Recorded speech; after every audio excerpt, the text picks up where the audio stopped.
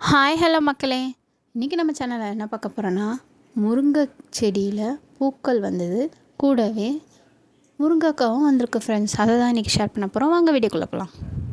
நான் மாடி தோட்டத்தில் முருங்கை செடி வளர்க்கும் போது எப்படி இதில் முருங்கைக்காய் வருமா ஒரு டவுட். எனக்கு கீரை தான் வேணும் ஃபஸ்ட்டோட என்னுடைய எய்ம்.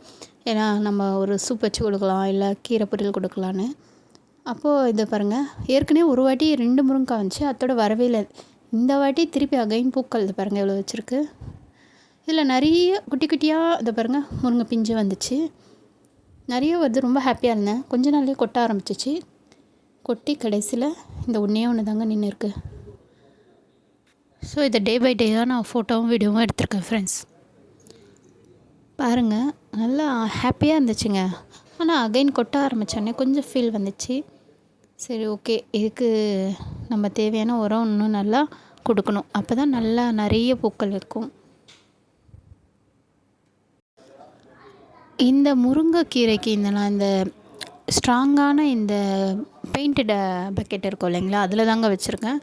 ஸோ நல்லா ஸ்ட்ராங்காக இருக்குது. நம்ம அப்பப்போ மண்ணை கிளறி விடுறது, சாண எருவும் கூடவே நம்ம மண்புழு உரமும் வாரத்துக்கு ஒரு தடவை மண்புழு உரம், 15 நாள் இல்லை ஒரு மாதத்துக்கு ஒரு தடவை சாண உரம் கொடுக்குறாங்க. எப்போயாவது இந்த மாவு கரைச்சல், இட்லி மாவுலாம் அரைச்சேன்னா அதை கடைசியாக புளிக்க வச்சு கொஞ்சமாக மாவு ஒரு கரண்டி ஏற்றினா 10 மடங்கு தண்ணி ஊற்றி அதை வேர்க்க கொடுப்பேங்க. ஒவ்வொரு டைம் தயிர் கூட கொடுக்கலான்னு சொன்னாங்க. தயிரையும் கரைச்சி ஒரு மாதத்துக்கு ஒரு தடவை, இதை ஒரு மாதம் ஊற்றினா அதை ஒரு மாதம் ஒரு தடவை ஊற்றுவாங்க வேர்க்க. அவ்வளோதாங்க.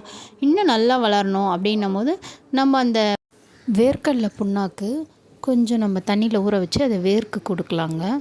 அப்படி கொடுக்கும்போதும் நல்லா நம்ம பூக்கள் ஸ்ட்ராங்காகி பிஞ்சுகள் நிறைய வைக்குங்க. அப்புறம் வேர்க்கடலை புண்ணாக்கும் கொடுக்கலங்க. இந்த வாட்டி கொடுத்துருந்தா கொஞ்சம் பூக்கள் கொட்டாமல் இருந்திருக்கும். நான் மிஸ் பண்ணிட்டேன் அந்த டைமில். ஸோ இப்போ கொட்டி ஒன்று தாங்க வந்திருக்கு. கண்டிப்பாக நெக்ஸ்ட் டைம் கொடுத்துட்டு அது நல்லா வரும்போது உங்களுக்கு வீடியோ போடுறேன்.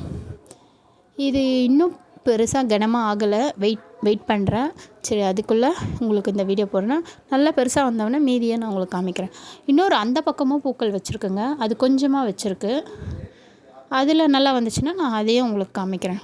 இந்த பாருங்கள், அந்த பக்கம் கொஞ்சம் வச்சுருக்கு. அது லேட்டாக வருது, இப்போ தான் பூக்கள் வச்சுருக்கு. இந்த பக்கம் இருக்கிறது கொஞ்சம் நல்லா காய் பிடிச்சி கொஞ்சம் வளரவே ஆரம்பிச்சிச்சு. ஆனால் அது பக்கத்தில் இதோ பாருங்கள், அந்த பக்கம் இருக்கிறது இப்போ தான் இந்த மாதிரி குட்டி குட்டியாக வந்திருக்கு பிஞ்சு, முருங்கை பிஞ்சு. இன்னொரு மரம் பெருசாக அந்த பக்கம் இருக்குங்க தொட்டியில். ஆனால் அதில் பூவும் வைக்கல, காயும் வைக்கல, ஏன்னே தெரியல. ரெண்டுமே ஒரே டைமில் தான் வளருது. இதில் மட்டும் தாங்க வச்சுருக்கு. சரி, அகைன் அது என்ன ஆச்சுன்னு நம்ம அப்புறம் செக் பண்ணி சொல்கிறேன். இந்த வீடியோ பிடிச்சிருந்தால் லைக் அண்ட் ஷேர் பண்ணுங்கள். மறக்காமல் நம்ம சேனலுக்கு சப்ஸ்கிரைப் பண்ணுங்கள். Thank you friends. நெக்ஸ்ட் வீடியோவில் பார்ப்போம். Bye friends.